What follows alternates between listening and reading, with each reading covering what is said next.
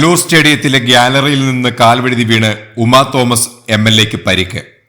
നൃത്തപരിപാടിയിൽ പങ്കെടുക്കാൻ എത്തിയപ്പോഴായിരുന്നു അപകടം. ഗ്യാലറിയുടെ വശത്ത് നിന്ന് MLA താഴേക്ക് വീഴുകയായിരുന്നു.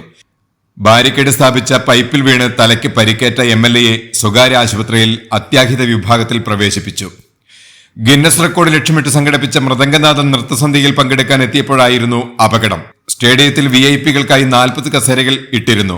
അവിടെ മന്ത്രി സജി ചെറിയാനും മറ്റും ഇരിക്കുന്നുണ്ടായിരുന്നു. അവിടേക്ക് നടന്നു വന്നപ്പോഴാണ് MLA താഴേക്ക് വീണത്. കോൺക്രീറ്റിൽ തലയിടിച്ചതായി ദൃക്സാക്ഷികൾ പറഞ്ഞു. രക്തസ്രാവം ഉണ്ടായതിനെ തുടർന്ന് ആംബുലൻസിൽ ആശുപത്രിയിലേക്ക് മാറ്റി. കൊണ്ടുപോകുമ്പോൾ MLAക്ക് ബോധമുണ്ടായിരുന്നു. സ്കാനിംഗ് വിധേയമാക്കി. കോൺഗ്രസ് നേതാക്കളും സ്റ്റാഫ് അംഗങ്ങളും ആശുപത്രിയിൽ എത്തിക്കഴിഞ്ഞു. ഉമാ തോമസിന് ശ്വാസകോശത്തിനും തലയ്ക്കും നട്ടലിനും സാരമായി പരിക്കേറ്റതായി ഡോക്ടർമാർ അറിയിച്ചു. 15 അടി പൊക്കത്തിൽ നിന്നാണ് താഴേക്ക് വീണത്. ശ്വാസകോശത്തിൽ രക്തം കട്ടപിടിച്ചിട്ടുണ്ട്. മുഖത്ത് മുറിവുകളുണ്ട്. വളരെയധികം രക്തസ്രാവവുമുണ്ട്. ആരോഗ്യസ്ഥിതി മെച്ചമാണെന്ന് ഇപ്പോൾ പറയാൻ കഴിയില്ല എന്ന് ഡോക്ടർമാർ അറിയിച്ചു.